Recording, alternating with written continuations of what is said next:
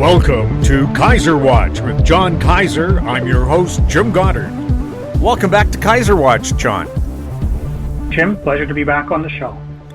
John, just how well does Elon Musk understand the mining sector? Well, manufacturers in general have a very weak understanding of what makes the mining sector tick. They do not understand how long it can take to mobilize new supply, a new discovery from a resource delineation, a JORC or 43101 estimate, all the way to a permit and to construction and to commissioning. Even once you have a discovery that's all delineated, it will still take 5+ years to do it.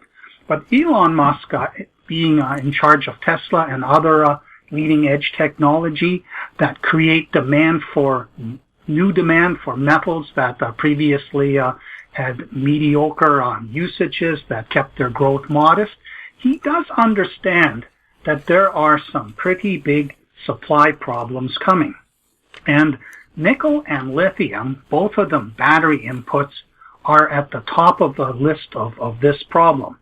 Now, Tesla has a dream of dominating the market transition from internal combustion engine cars to electric vehicles, with of course its beautiful Tesla car just attracting almost a cult audience.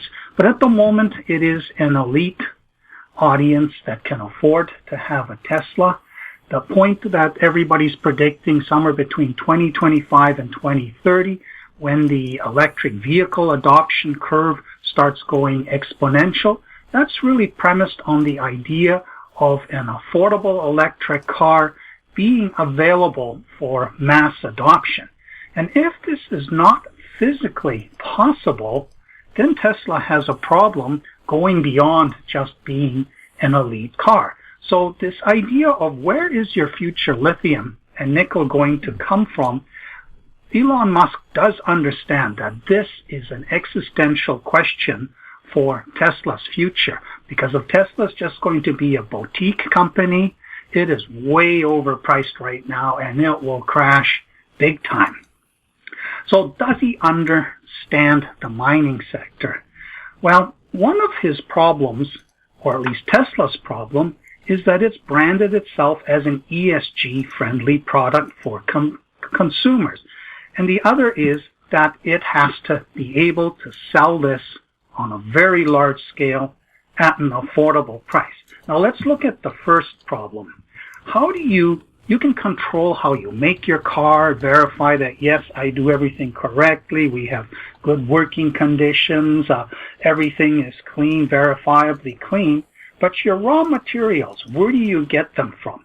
And nickel is a problem because nickel comes either from laterites or from sulfide deposits. And the sulfide deposits, they have to go to a smelter as a concentrate, and the miner creates the concentrate, and they may have a very clean operation, such as what Galway Metals is proposing for the Tamarack project in Minnesota, or it can be a dirty, very dirty operation, such as Russia operates with the Norilsk nickel mine in Siberia. And then, of course, the smelter itself can be in a horrible jurisdiction where they dump all the emissions downstream and don't do anything about it, or it can be in a well-regulated, clean jurisdiction. But it all ends up as refined nickel in the LME warehouse where end users buy it and they have no idea what its pedigree is.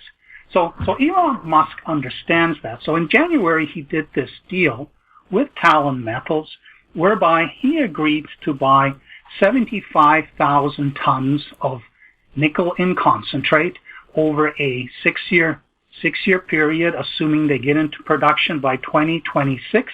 And note that he's doing it in the form of concentrate so that he can figure out which smelter it goes to, and so that from hole in the ground to nickel sulfate that goes to his gigafactory, he can show that every step along the way is clean. It meets ESG credentials. But his ignorance about how the mining sector works is obvious in how he has priced this. What he will pay will be a price linked to the LME price. Well, who knows what the price of nickel will be in 2026? And he has an offtake. If Tamarack is in production, he'll be able to buy 75,000 tons with an option to buy more over 6 years of verifiably clean nickel from the Tamarack operation at a price that will be probably close to the market price for nickel from any source, clean or dirty, that comes from the smelters and ends up in the LME warehouse. And Talon Metals really gets no guarantee as to what the price will be. Now, it's possible that in 2026, because nothing's been done about new nickel supply, we are dealing with $25 a pound nickel, and Elon will not be happy, and that may be a little too high to allow his Teslas to be affordable for mass adoption. On the other hand, there could be another crazy innovation like nickel pig iron, which tanks the price of nickel down to $5, $6 a pound, where the number guys behind Talon Metals will say, well, we got it to feasibility, but at $6 a pound, this is not going to be built. So then Elon won't be happy either, because there will be no clean nickel available for his gigafactories to put into the lithium-ion batteries. So he could change this by making clear a floor price of what he's willing to buy the clean metal, the clean nickel from Talon. And that would help Talon Metals a lot and remove this price uncertainty, because it is this big gap, 3 to 5 years from starting your feasibility studies to actually having a mine, during which the price of the metal is all over the map. Now, lithium is an even bigger problem for Elon. He recently made a comment complaining to the mining people out there, saying, look, lithium carbonate's $36 a pound. That's 10 times the price, the cost of producing lithium carbonate. What's wrong with you guys? Why don't you guys go out there and harvest this extraordinary profit, get these deposits into production and make money so that we have the lithium supply down the road that we need in order to really have this explosive growth in electric vehicles become reality. But what he doesn't say is that 2 years ago, the price of lithium carbonate was at $3 a pound. In other words, the cost of production, where there is no reason to bring a nickel deposit into production if you're not going to make any money and even get payback of your capex.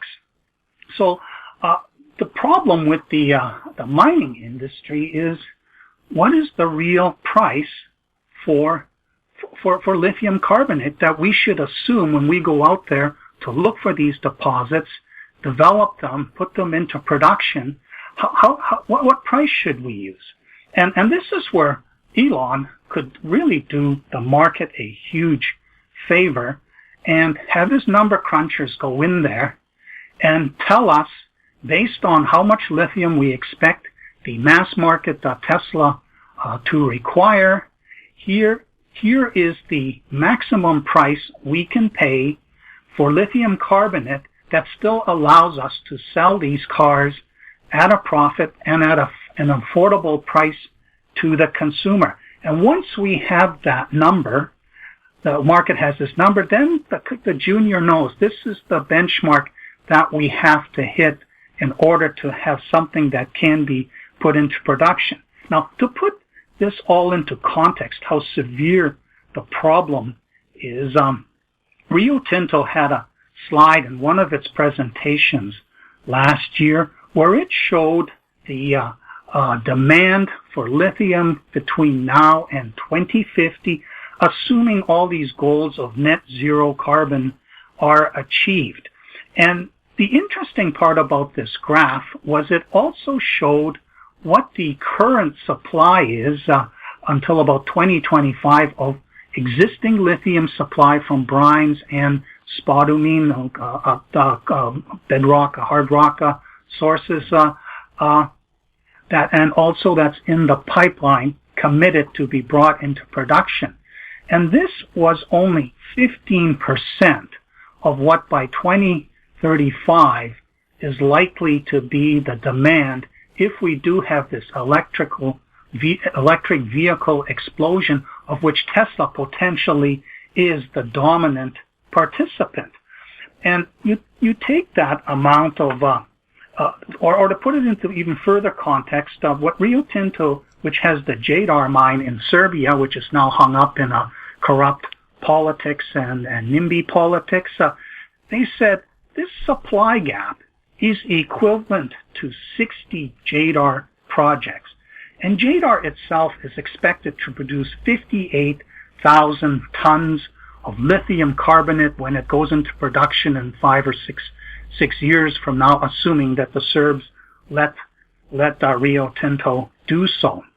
That's about 12% of last year's total production of lithium carbonate. Now, at $36,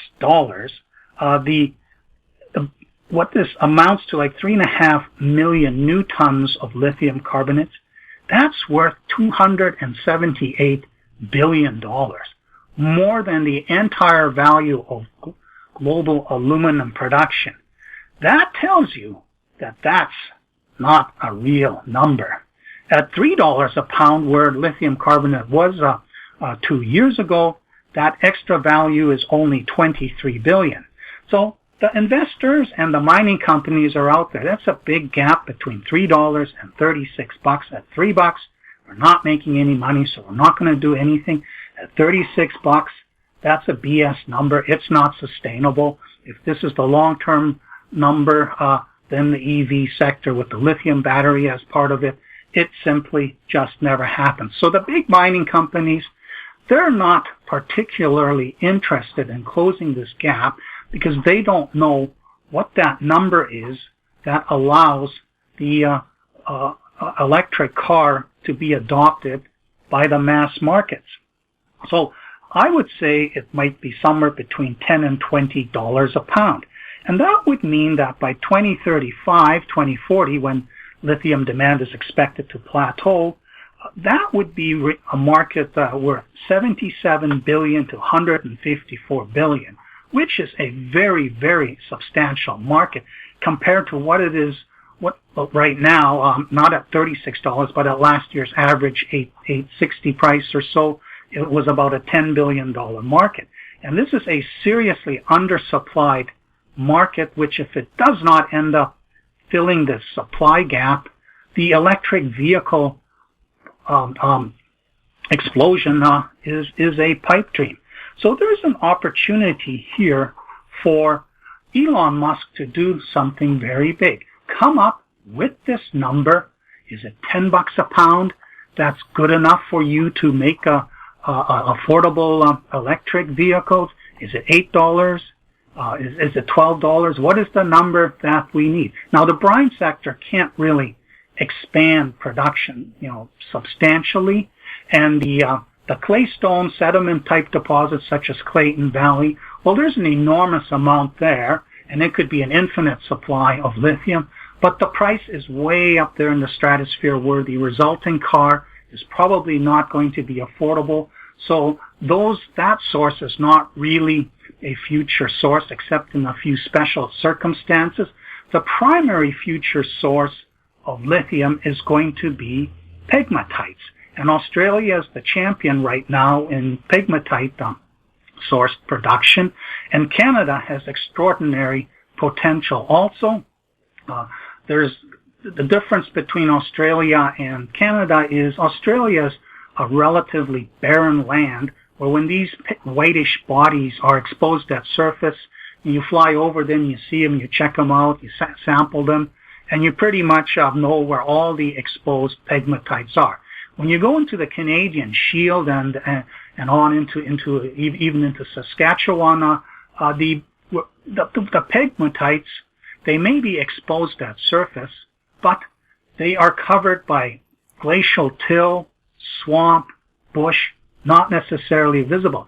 And this whole idea of this incredibly expanding demand for lithium, this is less than a decade old. Lithium was a boring material that tracked the growth of the global economy, was well supplied by the brine operators and a few pegmatite mines. There's a couple of monsters, Tanko and Greenbushes. They were so big and rich that you didn't really need to bother checking out any of these other pegmatites. So there are hundreds, maybe thousands of pegmatite bodies waiting to be checked out in this context of this becoming a potential $50 to $100 billion market a year. And the big miners, well, they're paralyzed by their own rules, their uncertainty. But the juniors, these are the entities, Australian and Canadian, they can go in there, they can scratch the moss off the surface. Or in Australia, they can look at the rock setting and do some clever thinking about where there might be a blind pegmatite just beneath the surface where a well-placed drill hole could suddenly show, wow, we've got a fantastic pegmatite body.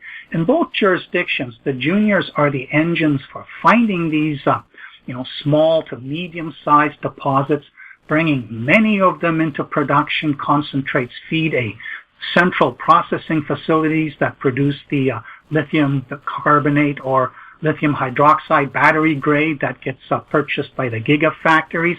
And it is this collective action of hundreds of little resource juniors driven by entrepreneurial capital going out there and finding these things, which within a 3 to 7 year cycle could deliver all the lithium that is needed to allow the electric vehicle adoption to go exponential. And all that Elon Musk needs to do is just tell us, what is the price that works for you? If it's $10 a pound, the juniors will know what they need to look for, and the investors will know which company is going to make money with the deposit they have and which one aren't. And you shift this whole process of mobilizing this new supply into the hands of the entrepreneurial resource juniors and risk takers. And then, of course, Tesla could come in for the better ones, and it could say, assist by taking an equity stake in the company to help it along. It could do a formal offtake to guarantee that that $10 or $8 price will be there for that company. And then aggregators will come in and start acquiring the best ones and adding additional economies of scale. And this will all work out to solve this problem. And for the resource juniors, we would have a tremendous boom that would last 3 to 5 years, during which it's not quite a winner-take-all dynamic, because it's unlikely that more Greenbushes or Tankos are going to emerge, but there's going to be many small to medium-sized winners, all collectively feeding this need for 6 to 8 times more lithium supply than is now in the pipeline for the world. Why is Verde Agritech bucking the resource sector downtrend? The company has put out 2 interesting news releases in the past week. Last week, just after we recorded Kaiser Watch, they announced the results of a market study that is going to be the basis for the different expansion scenarios in their upcoming pre-feasibility study. And this week, they announced that the Brazilian Minister of Agriculture had approved something called BioRevolution. And the latter seems to have sparked the market's interest while everything else in the resource sector was melting down. But for me, that market study news release was perhaps more significant. It had 2 important parts. The first, and in my view most important part, was that they have concluded that the existing road network in Brazil, in Minas Gerais, in that whole farming area, has sufficient capacity to allow moving up to 23 million tons of K-Forte to customers by car, by vehicle, rather than rail. The 2017 pre-feasibility study, its 25 million ton expansion scenario, it assumed that rail spurs would need to be developed. And of course, as soon as you get rail infrastructure as part of the equation, you end up with extra time and extra cost. And earlier this year when I talked to Chris Veloso, he said, that the limit, we believe, is 10 million tons per year. We can scale output up to that, but to move the product to customers in larger amounts, we're going to have bottlenecks. But the study that they've done has revealed to them that no, that limit is 23 million tons. And this to me is very important because Brazil's potash dependency problem is not going to get better.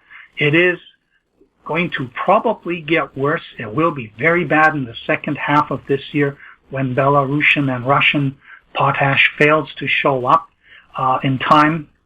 But the government, it's going to have a serious problem. And the 10 million ton expansion that they've announced on top of the 2.4 million expansion that they're building right now, that together would really only replace about 16% of Brazil's current potash consumption. And 16% does not really move the needle for the government. But if the company says we can provide up to 30% before we get into the hard slog of building rail infrastructure, now that's something that gets the government's attention, because the politicians are going to be screamed at in the second half of this year when the farmers are not getting potash fertilizer, even though the prices for whatever it is they're planting has gone way up because Ukraine's not planting any harvests.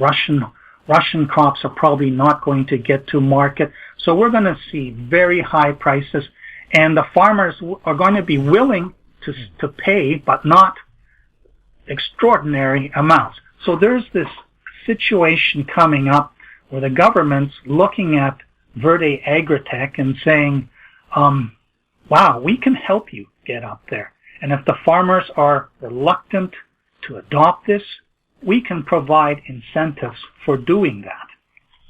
So this new 23 million ton per annum tipping point is a really important development. Now, the other thing that they talked about in that market study was their BAX product, which is the addition of sulfur and various micronutrients to the ordinary ground-up K Forte product. And these micronutrients, it's zinc, boron, copper, and manganese. And these sulfur and these four metals, Verde Agritech, it can procure from whatever sources, and it can add it to the product. And what's important about this is that the farmers normally have to add these as separate applications. And one of the disadvantages of K Forte is that it has only 1/6 of the potassium content that KCl, conventional potash, has. So the farmer, to get the same potassium bang for his dollar, has to apply 6 times as much. But if you can incorporate these other nutrients into the K Forte application, well, then you eliminate these other extra applications that the farmer has to do. But there's an even more important reason behind this whole BAX product, and that is that each farmer's field will have a specific crop and specific soil conditions. And by customizing the amount of sulfur and the other metals, zinc, boron, copper, manganese, the Verde Agritech can provide a specialized K Forte product that's highly tuned to the farmer's needs. And this enables the company to go beyond just being a brute force quarrier of this green material, grinding it up into powders, loading it into lorries, and then having the farmer just dump it on the field. It starts becoming an information technology type of company. So it becomes something much bigger and specialized. Now, the April 26th news about the Ministry of Agriculture approving BioRevolution, we talked about this last week when somebody spotted the Brazilian filing of a patent application protecting the addition of microbes to a glauconitic siltstone, which is basically the K Forte material. Finding out that the ministry has approved adding a particular microbe called Bacillus aryabhatae to K-Fort is a big deal, because as soon as you start adding living organisms to somebody's fields, everybody gets nervous about what are the run-on effects that are going to emerge from this. So getting this approval is important. They do not have patent protection yet for the method of somehow getting these microbes into this Roundup K-Fort, but they have approval to do it. And if I understand this correctly, the K-Forte material, the glauconite, has a unique physical character, which when they started looking at it closely in 2015, after realizing that microbial action in conjunction with roots was helping liberate the potassium from this silicate material so that plants could take it up without them having to do some flash treatment such as the thermal potash, they started to look at this more closely, and they realized that the physical structure of this material is well suited for hosting these microbes and then being able to transport them. And everybody's known that these microbes are really important in helping roots uptake the nutrients in the soil and promote plant health. But nobody has really had a good way of how do you get these microbes into the dirt.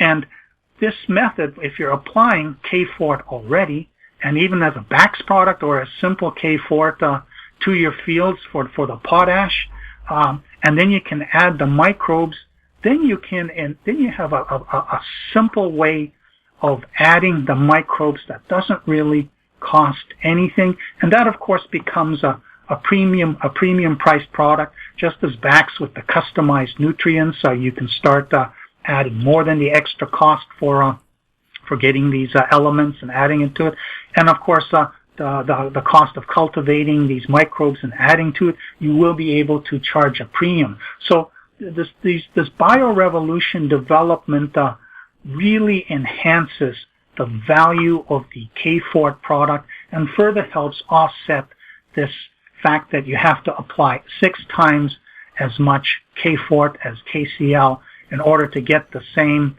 potassium effect for your crops.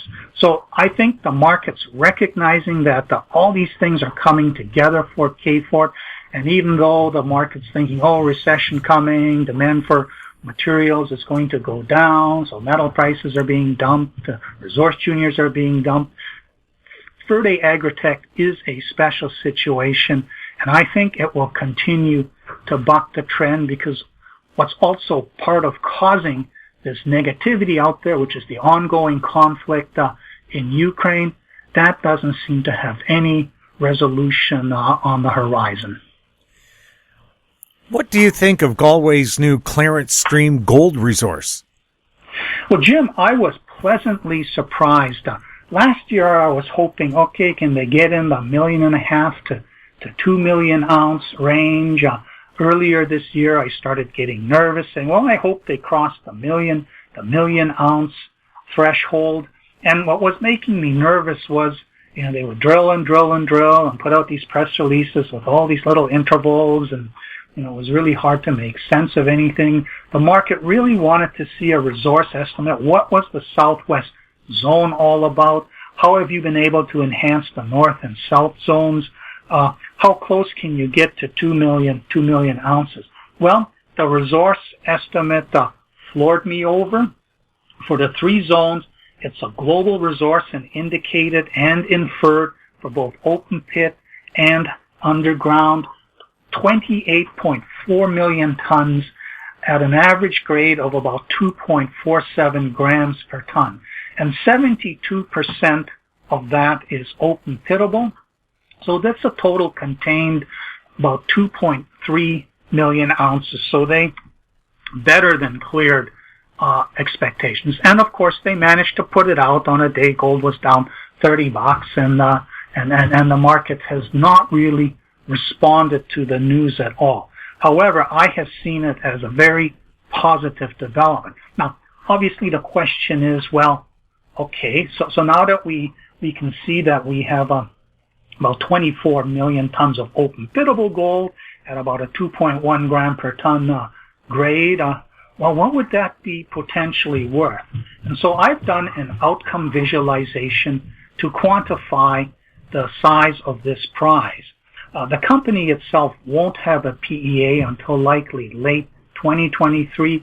It has a major program this year which will do some infill drilling, but will concentrate on a lot of these other targets, geochemical anomalies that they have within the very large Clarence Stream project. It's a district scale project, and the ultimate goal is to demonstrate that this intrusion-related gold system has 5 to 10 million ounce potential in both open pitable and underground mineable form. So the drilling this year, it's going to be very interesting to pay attention because they're not just making known zones grow incrementally bigger. They're going to be drilling into targets whose subsurface nature they do not know, areas which have never been drilled, and we may see important new hotspots. And this could be a bigger driver for the upside than this resource estimate. This resource estimate is a base build. Now, to understand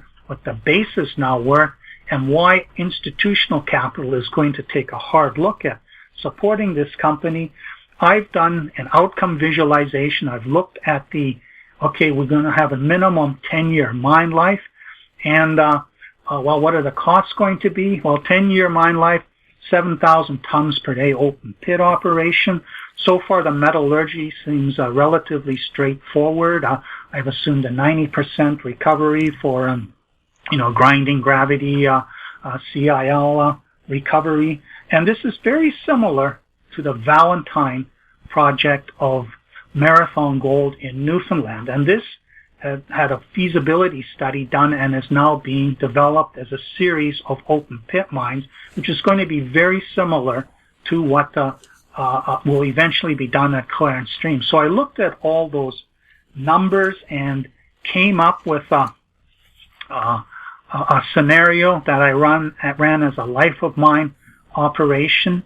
And at the current price of gold, 1900 or so, I came up with an outcome that was Canadian $708 million after tax net present value using an 8% discount rate, and based on just under 200 million shares fully diluted, that translates into a future $3.60 price. So from 50 cents to $3.50, that's a 6-7 bagger, subject to adjustment for dilution from any additional financing. So once I saw those numbers, I said, this is really good. And I ended up, just imagine, suppose they double the open pitable resource to 48 million tons, which would make it very similar to the Valentine project, except at a better grade. And that pushed it up to about $1.2 billion or so. The price ended up being $6 to $7 per share. So there is a reward from doubling the mine life to 20 years. And of course, if you do get gold going higher, that will make the whole project more valuable also. And so the company, I think, is an excellent story for speculators to buy for multiple reasons. They've got a 25,000 meter drill program partly done on the Estrade VMS project in Quebec. They're no longer just trying to incrementally grow the Estrade project. They're drilling for major, they're trying to scale up the potential of this system, trying to find the down plunge vent centers, trying to figure out what the Newiska system is, which is in a parallel stratigraphy unrelated to the Estrade system itself. And they've got results pending. They're not talking it up, so it's hard to tell if they're excited about anything. But down the road, it's obvious that they will have to spin out the Estrade project as a separate company, because right now it's getting zero value in the shadow of the Clarence Stream project, which has suddenly passed the 2 million ounce threshold, has the geological context to grow to 5 to 10 million ounces. And of course, they haven't even done a serious attempt at assessing the down dip, down plunge potential for underground mining. So I see this thing as emerging as a major future mining camp, a significant mining camp, and I'm very happy with the results that came out this week. John, thank you so much for the update.